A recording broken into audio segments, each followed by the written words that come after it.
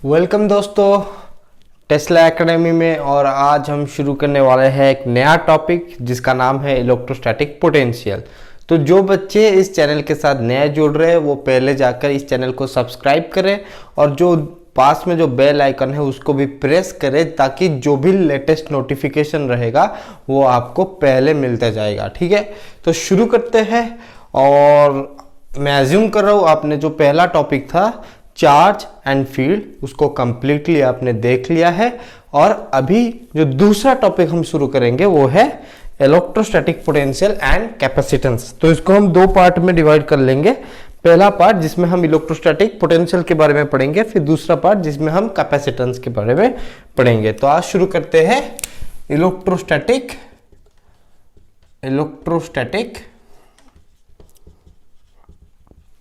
Potential. तो ये जो यूनिट है वही इलेक्ट्रोस्टैटिक्स का ही है। तो हम ये दो पार्ट पहले जल्दी खत्म करेंगे, फिर इलेक्ट्रिक करंट और मैग्नेटिक इफेक्ट ऑफ करंट उसमें टाइम स्पेंड करेंगे। Okay, so electrostatic potential. तो बच्चे इलेक्ट्रोस्टैटिक पोटेंशियल क्या है बेटा, पहले तो इसको समझना पड़ेगा। ओके, तो पहले पोटेंशियल डिफरेंस को समझते हैं। पोटेंशियल डिफरेंस को समझते हैं, फिर उसके बाद इलेक्ट्रोस्टैटिक पोटेंशियल को डिफाइन करेंगे। ठीक है, सपोज मेरे पास कोई एक चार्ज है Q, ये मेरा सोर्स चार्ज और ये मेरा पॉइंट चार्ज, आप कुछ भी कह सकते हो। ठीक है, और यहां पर मैं दो पॉइंट ले रहा हूं, एक पॉइंट है P और एक पॉइंट है P प्राइम। ठीक है, सपोज मैं यहां से यहां चार्ज को मूव करवा रहा हूं। ठीक है, कहां से कहां, P प्राइम से P। तो जितना मैं वर्क डन कर रहा हूं divided by the test charge. यहां पर मैं कौन सा चार्ज ले रहा हूं बेटा, P प्राइम पर टेस्ट चार्ज। टेस्ट चार्ज को मैं स्मॉल q से रिप्रेजेंट कर रहा हूं। ठीक है, तो जितना भी वर्क डन हो रहा है to move the charge from P prime to P, वो हमें क्या देगा, पोटेंशियल डिफरेंस देगा, जो कि होगा V subscript P minus V subscript P prime is equal to work done to move the charge from P prime to P divided by test charge Q। ये होता है इलेक्ट्रोस्टैटिक पोटेंशियल का, ये होता है पोटेंशियल डिफरेंस का definition. मतलब कितना वर्क डन हम कर रहे हैं to move a test charge, यहां पर Q मैंने क्या लिया है, Q मैंने लिया है टेस्ट चार्ज या एनी चार्ज आप कह सकते हो, टेस्ट चार्ज और any charge. So work done to move a charge from one point to another point, जैसे कि यहां पर P प्राइम से P, वो हमें देता है potential difference between this two point, that is Vp minus Vp prime which is equal to this is the definition. Okay, और इसका यूनिट क्या है पोटेंशियल का, पोटेंशियल डिफरेंस का यूनिट होता है वोल्ट। ओके, और डायमेंशन वर्क बाय चार्ज जो कि होगा m1 L2 T माइनस 2, और ये होता है A1 T1। Okay, Q I is equal to Q by T, Q is equal to I T. तो इसको थोड़ा ऊपर नीचे कर सकते हैं आप। So M1 A power minus 1 L power 2 T power minus 2 minus 1 minus 3। तो ये हो गया डायमेंशन फॉर्मूला। ठीक है, सो पोटेंशियल डिफरेंस का डेफिनेशन क्या है हमने पढ़ा, उसके बाद यूनिट क्या है, डायमेंशन क्या है, ये बहुत इजी चीजें हमने पढ़ लिया। ठीक है, अब आते हैं इलेक्ट्रोस्टैटिक पोटेंशियल पर। तो इलेक्ट्रोस्टैटिक पोटेंशियल क्या है, इलेक्ट्रोस्टैटिक पोटेंशियल का मतलब ये है कि सपोज मेरे पास कोई एक सोर्स चार्ज है या पॉइंट चार्ज है, ये मेरा पॉइंट है P, और अब जो P प्राइम है ये कहीं इंफिनिटी में चला जाता है। ठीक है, ये कहीं इंफिनिटी में चला जाता है, और हम ये एज्यूम करेंगे जो पोटेंशियल है एट इंफिनिटी ये कितना है ना, जीरो है। पोटेंशियल एट इंफिनिटी कितना है, जीरो है। ये एक एज्यूम करेंगे, या हम जब डिराइव करेंगे potential due to a point charge, वहां पर हमारा जो एक्सप्रेशन आएगा 1/4 pi epsilon naught Q by R, तो वहां से R अगर इंफिनिटी होता है तो पोटेंशियल जीरो हो जाता है। इस तरीके से भी हम सोच सकते हैं। ठीक है, तो जैसे कि अभी इस टाइम के लिए हम ये सोच रहे हैं जो पोटेंशियल होगा वो इंफिनिटी में कितना होगा, जीरो होगा। ठीक है, अब ये P प्राइम कहां पर है, इंफिनिटी पर है। तो अब जो वर्क डन जो अब होगा वो कहां से कहां होगा, इंफिनिटी से लेकर P तक। मतलब जो P प्राइम है वो इंफिनिटी में है, तो इंफिनिटी से लेकर P तक divided by test charge is equal to क्या देगा, पोटेंशियल डिफरेंस देगा between 2 point Vp minus V infinity. और V इंफिनिटी कितना होता है, V infinity, potential at infinity होता है 0, तो ये 0 हो गया। तो potential at this particular point P कितना हो जाएगा, work done to move the charge from infinity to point P divided by test charge. This is the definition of the electric potential या electrostatic potential. So electrostatic potential कोई भी एक point ले लो P पर, वो कितना होगा, कितना वर्क डन हम कर रहे हैं to move the charge from infinity to that point. Okay, so electrostatic potential difference क्या है, इलेक्ट्रोस्टैटिक पोटेंशियल क्या है, इस दोनों चीज को हमने समझ लिया। अगर पोटेंशियल डिफरेंस है तो कोई दो पॉइंट हमें लेना है, अगर पोटेंशियल है तो एक पॉइंट इंफिनिटी में होगा, तो कितना वर्क डन हम कर रहे हैं to bring the charge from infinity to the point, okay, वो दे देगा potential at the point P।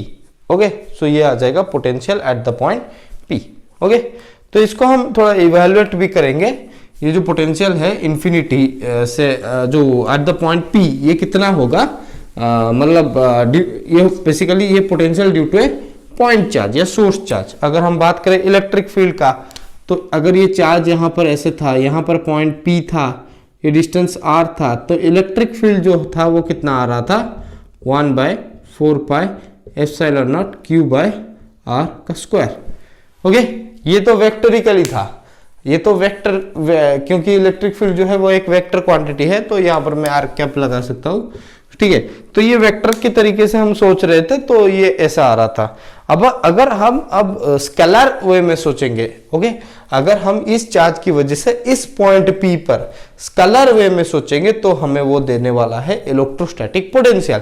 अगर वेक्टर वे में सोचेंगे तो वो हमें देने वाला है इलेक्ट्रिक फील्ड। तो इन दोनों के बीच में कोई तो रिलेशन है जिसको हम इस चैप्टर में डिराइव करेंगे, इलेक्ट्रिक फील्ड और पोटेंशियल। क्योंकि एक सोर्स चार्ज हमने जब लिया, कोई भी एक पॉइंट जो कि डिस्टेंस r से सेपरेटेड है, वहां पर हम वेक्टोरिकली अगर दिमाग में कंसेप्ट लाएंगे तो वो फील्ड बनेगा, अगर स्केलर वे में सोचेंगे तो वो पोटेंशियल बनेगा।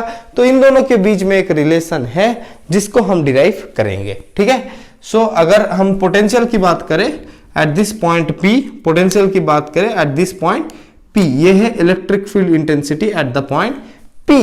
ओके, या हम ऐसे कह सकते हैं electric field intensity due to this source charge Q, या हम ऐसे कह सकते हैं electric field intensity at a distance कितना R, कुछ भी हम कह सकते हैं एट ए डिस्टेंस R, या electric field intensity due to the source charge Q at the point P। Okay, या इलेक्ट्रिक फील्ड इंटेंसिटी सिर्फ एट द पॉइंट P, और electric field intensity at a distance R, कुछ भी हम कह सकते हैं। सो पोटेंशियल कितना बनेगा, पोटेंशियल एट पॉइंट P, ये एक स्केलर क्वांटिटी है, ये एक वेक्टर क्वांटिटी है, ये बनेगा 1/4 pi epsilon naught Q by R। तो ये R स्क्वायर नहीं बनेगा, सिर्फ Q बाय R बनेगा, जिसको हम डिराइव भी कर सकते हैं। ठीक है, इस चीज को थोड़ा दिमाग में ध्यान रखना। Okay okay, very nice. तो हम डिराइव करेंगे this form 1/4 pi epsilon Q by R, और वो स्टैंडर्ड डेफिनेशन लेंगे इलेक्ट्रोस्टैटिक पोटेंशियल का। Electrostatic potential at a particular point is defined as, तो मैं फिर से बोल रहा हूं, electrostatic potential at a particular point, in this case the point is P, is defined as the amount of the work done to bring the charge from infinity to that point which is in the electric field। Okay, so और एक बार define कर रहा हूं, तो अगर copy pen है तो note कर लीजिए। इलेक्ट्रोस्टैटिक पोटेंशियल का डेफिनेशन ये है कि electrostatic potential at a particular point P which is in electric field is defined as the amount of work done to bring the charge from infinity to that point which is in electric field। Okay, so ये है electrostatic potential at any particular point P, या electrostatic potential due to the point charge, या electrostatic potential at a distance R, कुछ भी हम कर सकते हैं। ओके, कोई भी केस, अगर ये मेरे पास एक चार्ज है, ये मेरे पास एक पॉइंट है, सो जो पोटेंशियल है एट द पॉइंट P, या पोटेंशियल जो है due to the point charge Q, या पोटेंशियल है due to the at a distance R, कुछ भी हम कह सकते हैं, वो हम निकालने वाले हैं। सो इलेक्ट्रोस्टैटिक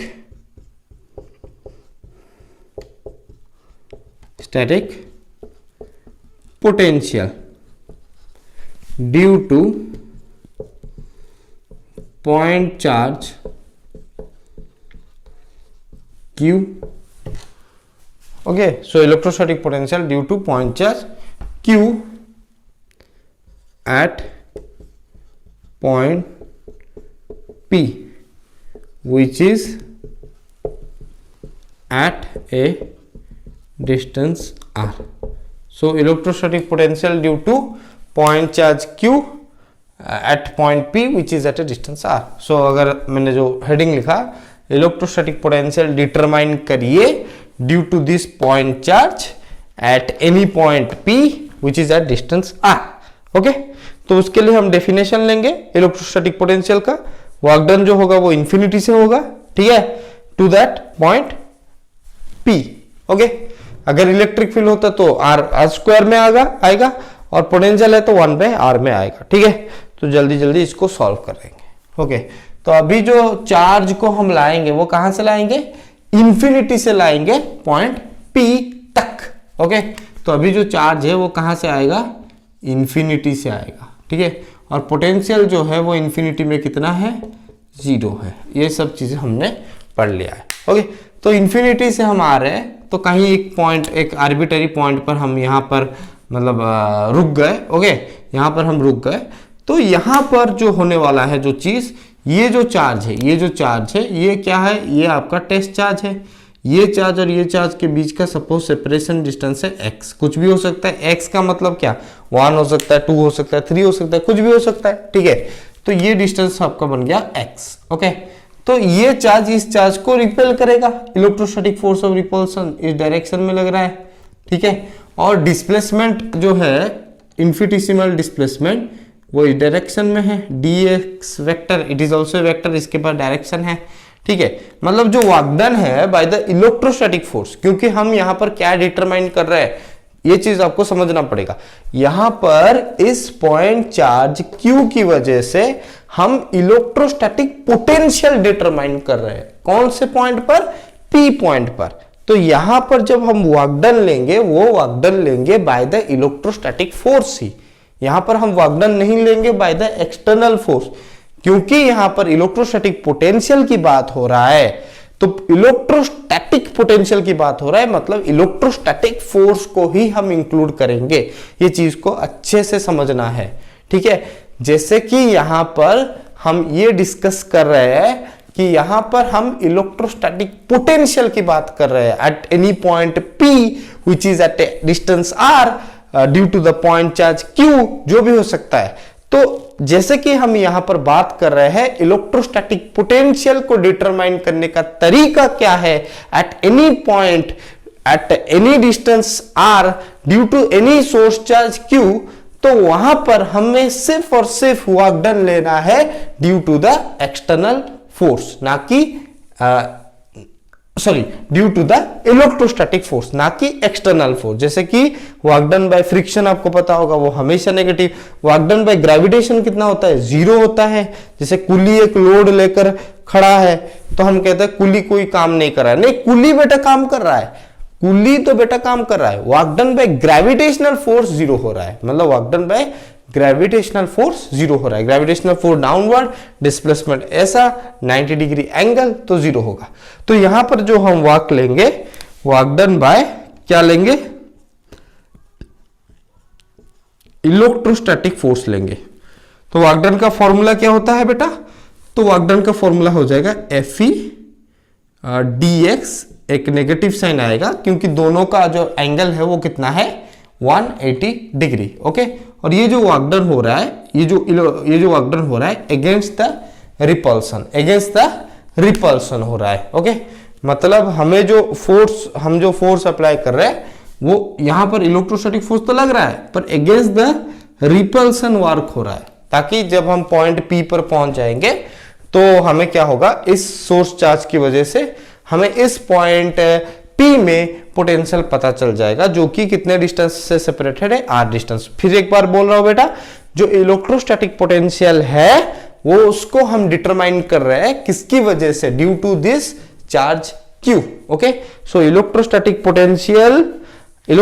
पोटेंशियल हम डिटरमाइन कर रहे हैं due to this source charge at a distance r at any point P.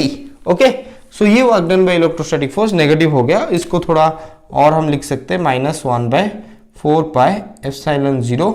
ये कितना हो जाएगा, QQ divided by x square into dx. Okay, so ये हो जाएगा वर्क डन का फॉर्मूला। सो अभी हम क्या कर सकते हैं, वर्क डन कहाँ से कहाँ हो रहा है, वर्क डन हो रहा है इन्फिनिटी से लेकर पॉइंट P तक। ओके, तो ये dx का मतलब है इन्फिनिटेसिमल डिस्प्लेसमेंट। ये dx, बहुत सारा dx इन्फिनिटेसिमल डिस्प्लेसमेंट कंसिडर करके हम उसको ऐड कर सकते हैं। तो ऐड करना बहुत डिफिकल्ट है, तो इंटीग्रेट कर लेते हैं। तो इंटीग्रेट करेंगे कहां से कहां, इन्फिनिटी से लेकर कहां तक, इन्फिनिटी से लेकर r तक, क्योंकि हमें फाइनली कहां पर पहुंचना है, इस क्यू चार्ज को लेकर पॉइंट P में पहुंचना है। जब हम P में पहुंच जाएंगे तो हमें पोटेंशियल का वैल्यू पता चल जाएगा due to this charge capital Q, और इस जिसको हम सोर्स चार्ज या पॉइंट चार्ज कहते हैं, या हमें पता चल जाएगा potential at a distance r, या पोटेंशियल पता चल जाएगा at particular point P due to this source charge capital Q। So infinity से हमें पहुंचना है r तक। ओके, क्योंकि जब r तक मतलब इस पॉइंट पर हम पहुंच जाएंगे तो ये डिस्टेंस हो जाएगा r, मतलब सोर्स चार्ज की वजह से पोटेंशियल पता चल जाएगा। सो इन्फिनिटी से r, सो ये इंटीग्रेशन, ये माइनस चला गया तो 1/4 pi epsilon 0 q divided by x square into dx। अगर ये इंटीग्रेशन, ये तो कांस्टेंट है भाई, इसको सब बाहर ले लो तो -1/4 पाई एप्सिलॉन 0 q, तो ये कितना होगा, x power -1, x power sorry हाँ okay, x power -1 divided by -1 into infinity से लेकर r। तो माइनस माइनस प्लस हो जाएगा, तो इसके बारे में टेंशन नहीं है, अभी सिर्फ लिमिट बताना है। तो लिमिट बताओगे तो एक का लिमिट होगा 1/r और दूसरा का होगा 1/∞। Okay, upper limit minus lower limit, तो 1/4 पाई एप्सिलॉन 0 q, तो ये हो जाएगा 1/r माइनस 1/∞, तो ये 0 हो जाएगा और बचेगा 1/r।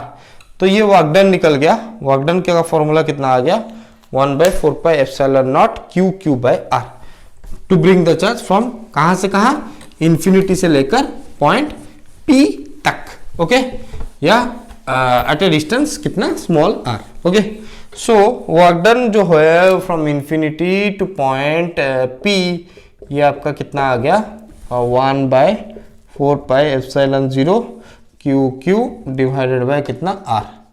तो पोटेंशियल कितना होगा, अगर वर्क डन हो रहा है इन्फिनिटी से लेकर कहां तक, P पॉइंट तक। ओके, अगर यहां पर चार्ज है आपका Q, ये है आपका P और ये है इन्फिनिटी। सो अगर वर्क डन हो रहा है इन्फिनिटी से P पॉइंट तक, तो पोटेंशियल डिफरेंस जो बनेगा वो होगा Vp minus V infinity. Infinity में पोटेंशियल 0 होता है, तो पोटेंशियल जो होगा वो P पॉइंट पर, Q चार्ज है आपका ये, और इस पॉइंट P पर which is at a distance कितना, r। सो पोटेंशियल जो है at the point P which is at a distance r due to the source charge Q, वो कितना हो जाएगा, ना, this work done from infinity to P point divided by Q, जो कि आपको देगा 1/4 pi epsilon 0 q/r।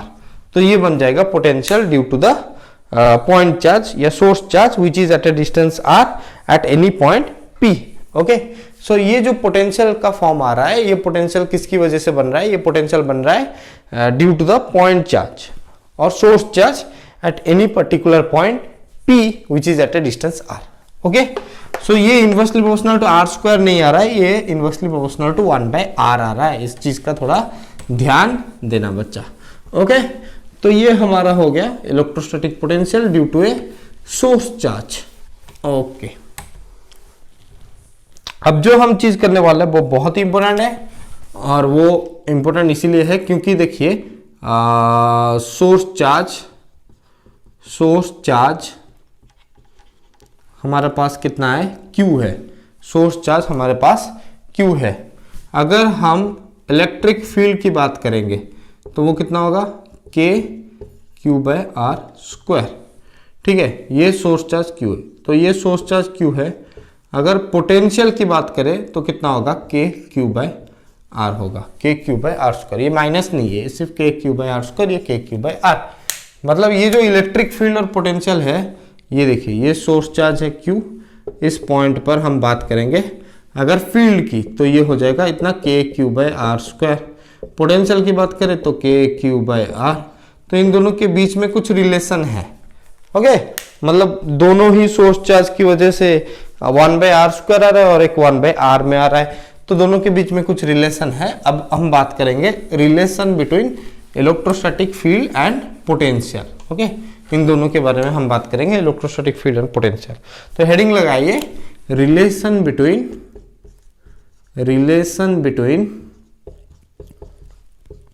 Electric field and potential.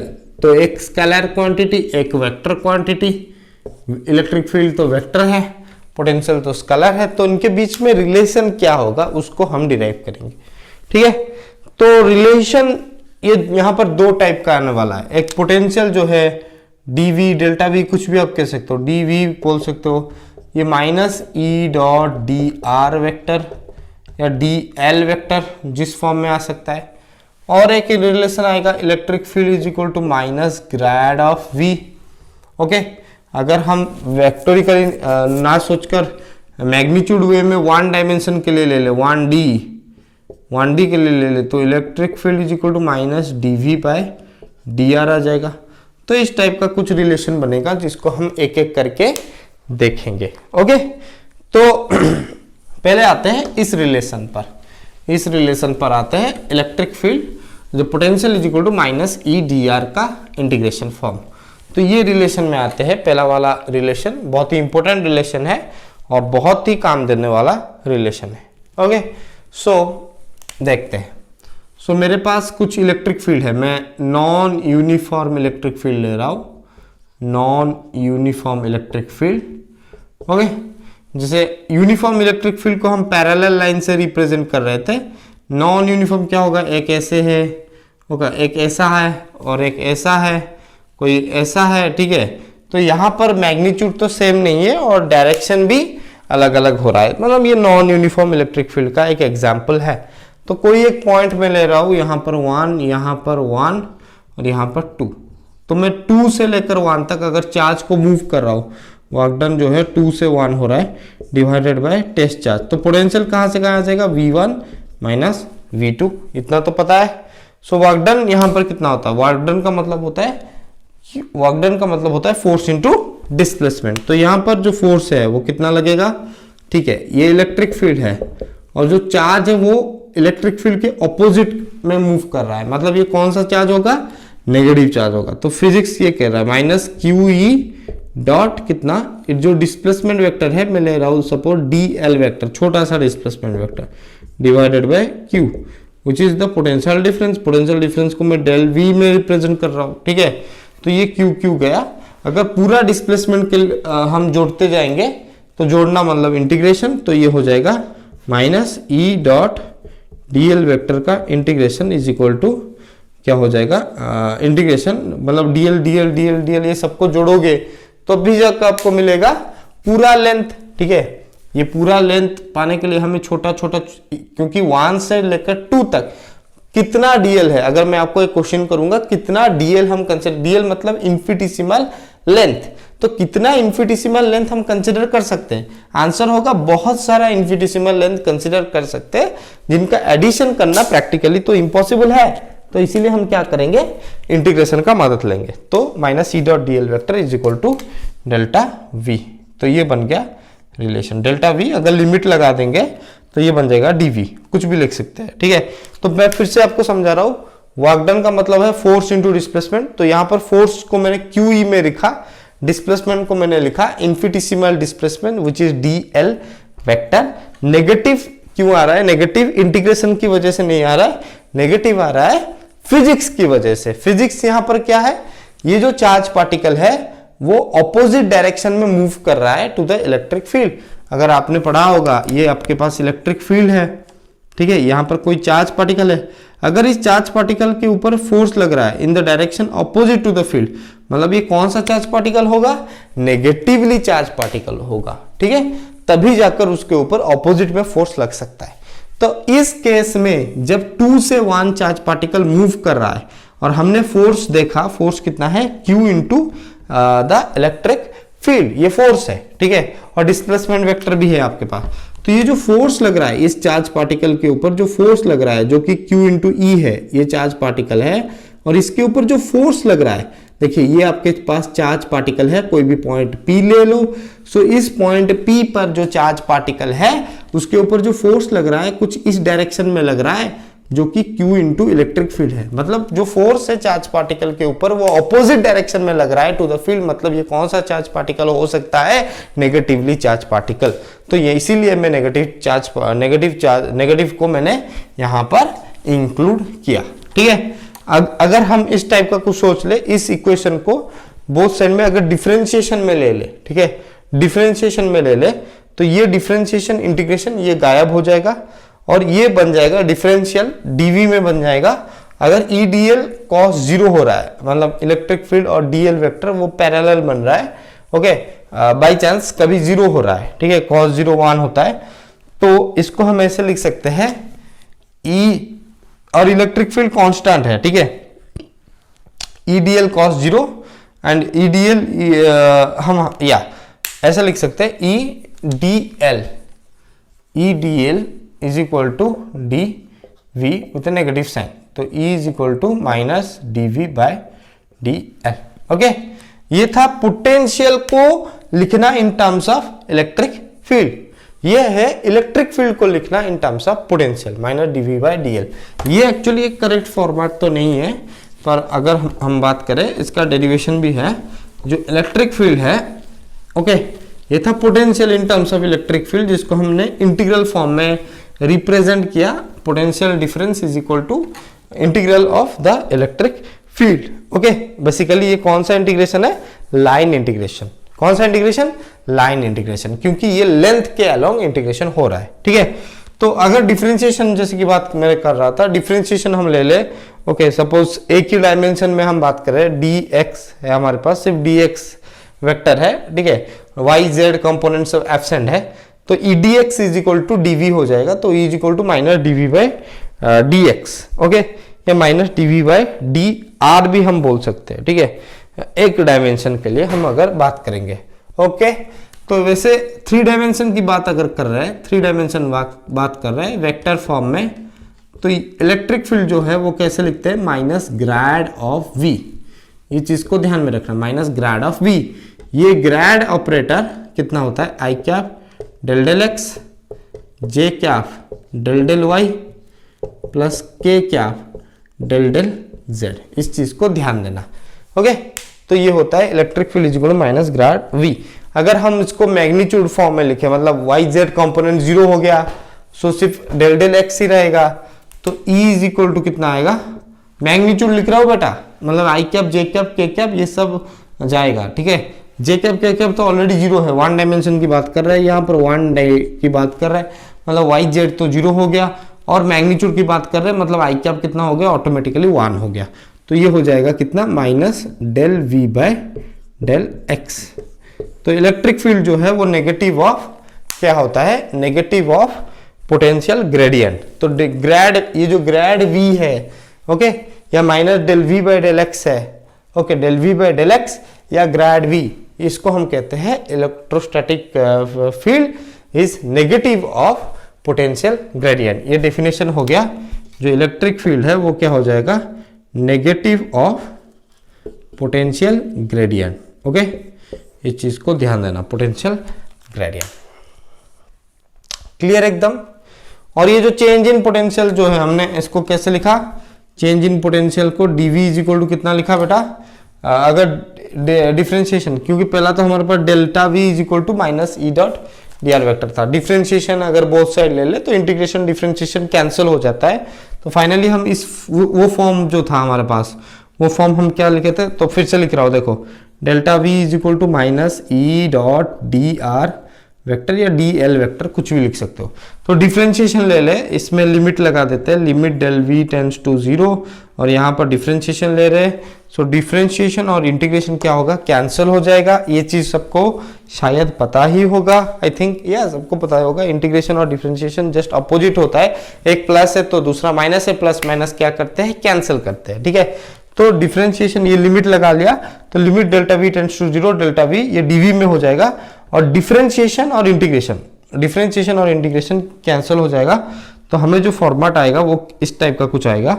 So dv is equal to minus E D l या E dot D L vector, और E vector कितना है minus grad V, तो dv को हम कैसे लिख सकते हैं, डीवी को लिखते हैं कितना grade V dot D L vector, या कुछ बुक में ऐसे लिखते हैं जो पोटेंशियल है वी है उसको हम फाई में लिखते हैं, तो d phi is equal to grad phi dot d s vector, कुछ बुक में ऐसे भी रिप्रेजेंट किया जाता है, d phi is equal to grad phi dot d s vector. Okay,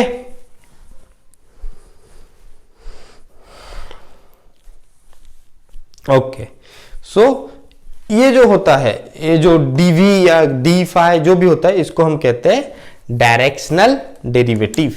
क्या बोलते हैं बेटा, dv हो या d फाई हो, इसको हम बोलते हैं डायरेक्शनल डेरिवेटिव, मतलब कौन से डायरेक्शन में पोटेंशियल का चेंज हो रहा है। तो dv हो या d फाई हो, इसको हम क्या बोलते हैं, डायरेक्शनल डेरिवेटिव। डायरेक्शनल डेरिवेटिव का मतलब कौन से डायरेक्शन में ये पोटेंशियल का चेंज हो रहा है, तो इसको हम क्या बोलते हैं बेटा, डायरेक्शनल। डीवी को हम बोलते हैं, डीवी मतलब चेंज इन द पोटेंशियल या change in the scalar function, क्योंकि पोटेंशियल जो है वो एक स्केलर क्वांटिटी है, और जब उसका हम चेंज ले रहे हैं, चेंज इन द पोटेंशियल या change in the scalar function occurs in the direction of the displacement vector which is the infinitesimal displacement vector. Okay, मतलब ये एक पर्टिकुलर डायरेक्शन में उसका जो चेंज हो रहा है वैल्यू का, एक पर्टिकुलर डायरेक्शन में हो रहा है, तो इसको हम कहते हैं डायरेक्शनल डेरिवेटिव। डायरेक्शनल डेरिवेटिव, इस चीज को भी ध्यान में रखना।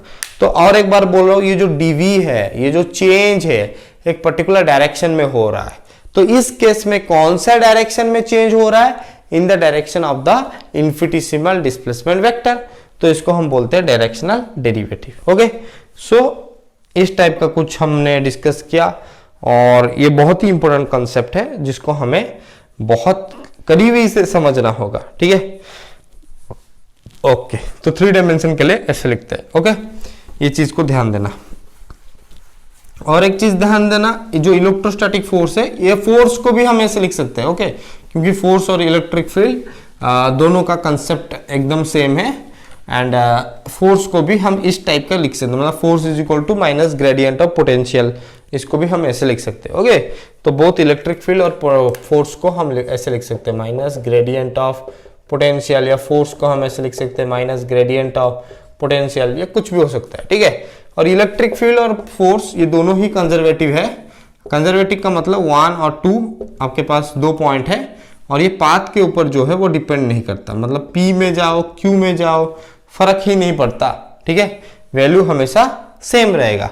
तो अगर हम क्लोज पाथ में जाए, मतलब पहले पाथ P में गए और इस पाथ को हमने रिवर्स कर लिया, Q कर लिया, तो क्लोज पाथ के लिए जो वर्क डन होगा बाय द कंजर्वेटिव फोर्स वो कितना होगा, वर्क डन जो होगा बाय द कंजर्वेटिव फोर्स मतलब E dot D L vector for the close path, ये कितना हो जाएगा, 0 हो जाएगा। इस चीज को ध्यान देना। ओके, सो कंजर्वेटिव फोर्स के लिए क्या होता है, E dot D L vector क्या हो जाएगा, 0 हो जाएगा। वर्क डन जो है बाय द कंजर्वेटिव फोर्स वो कितना हो जाएगा, 0 हो जाएगा। ओके, ये होता है work done by electric field. अगर फोर्स होता तो ये F dot D L vector होता, पाथ P के लिए निकालते, पाथ Q के लिए निकालते, तो work done by the conservative force वो कितना होता, 0 होता। तो work done by the conservative field, ये कंजर्वेटिव फील्ड है। ओके, और वर्क डन जो है यहां पर मैं लिख भी लेता हूं, सो work done by conservative field कितना हो जाएगा, 0 हो जाएगा। तो ये लाइन इंटीग्रल है, इसको हम सरफेस इंटीग्रल में लिख सकते हैं। लिखेंगे तो क्या हो जाएगा, call of E dot d s vector कितना हो जाएगा, 0। सरफेस के लिए 2 इंटीग्रेशन ले रहा हूं, ये सरफेस, वॉल्यूम के लिए 3 इंटीग्रेशन लूंगा। ओके, मतलब यहां पर जो कॉल ऑफ E है, देखिए इंटीग्रेशन तो 0 नहीं होगा ना, इंटीग्रेशन लिमिट, इंटीग्रेशन वेरिएबल यहां पर क्या है, इंटीग्रेशन वेरिएबल यहां पर है डी एस इन्फिनिटेसिमल डिस्प्लेसमेंट। इसको तो हम जीरो नहीं कर सकते, ठीक है, वो तो है, इंटीग्रेशन तो हो रहा है। तो इंटीग्रैंड जो है, मतलब ये वाला जो टर्म है कर्ल ऑफ ई, इसको हम जीरो कर सकते हैं, ठीक है। मतलब अगर ये चीज हम प्रूव कर लेते हैं तो इलेक्ट्रिक फील्ड क्या हो जाएगा, कंजर्वेटिव। इलेक्ट्रिक फील्ड हमेशा कंजर्वेटिव होता है, ठीक है। तो ये चीज को ध्यान देना। और कॉल ऑफ ई कैसे निकालते हैं, जैसे ए क्रॉस बी वैसे ही निकालते हैं। ग्राड का वैल्यू आपको पता है, i cap del del x plus j cap del del y plus k cap del del z. फिर उसके बाद ई वेक्टर को स्प्लिट करना है, E x E y E z i cap j cap k cap. फिर जैसे आप solve कर रहे थे डिटर्मिनेंट, वैसे ही सॉल्व करके निकाल सकते हो, ठीक है। तो ये था कुछ अच्छा कंसेप्ट, ओके, इस चीज को ध्यान देना। और एक इंपॉर्टेंट चीज जो है, वो इलेक्ट्रिक फील्ड जो है वो हमेशा परपेंडिकुलर होता है to the surface of the conductor. क्योंकि अगर हम बात करें, जो कंडक्टर का सरफेस होता है वो एक इक्विपोटेंशियल सरफेस है, जो कि हम डिस्कस करेंगे और उसको प्रूव भी हम कर सकते हैं, ठीक है। जैसे कि चेंज इन पोटेंशियल हमने क्या निकाला, चेंज इन पोटेंशियल हमने निकाला ई डॉट डी एल वेक्टर, ऐसे हम निकाला था, ठीक है। मतलब ई वेक्टर उसको हम लिख रहे थे grad phi dot D L vector, जो भी हो लिख रहे थे। तो अगर डीवी किसी हालत में जीरो हो रहा है तो इलेक्ट्रिक फील्ड जो है वो क्या हो जाएगा, परपेंडिकुलर टू डीएल वेक्टर। मतलब इस चीज को अभी दिमाग में ऐसे ही हम याद रखेंगे कि इलेक्ट्रिक फील्ड जो है वो परपेंडिकुलर होता है सरफेस ऑफ कंडक्टर। तो नेक्स्ट वीडियो में हम बात करेंगे इक्विपोटेंशियल सरफेस के बारे में, और फिर उसके बाद potential due to dipole and potential energy के बारे में बात करेंगे। अगर ये वीडियो अच्छा लगा तो लाइक शेयर और सब्सक्राइब बनता है, तो आप उसको करिए और दोस्तों के साथ शेयर कीजिए जो अभी पढ़ना चाहते हैं, जो किसी भी कारण के वश वो पढ़ नहीं पाए, तो अभी उनको पढ़ने का मूड आया है, पढ़ना चाहते हैं, तो यहाँ से शुरुआत कर सकते हैं। एंड थोड़ा सा वीडियो आज क्विक था, आई थिंक जो भी डाउट होगा आप मुझे डायरेक्टली पूछ सकते हो, ठीक है। Thank you for watching this video and take care.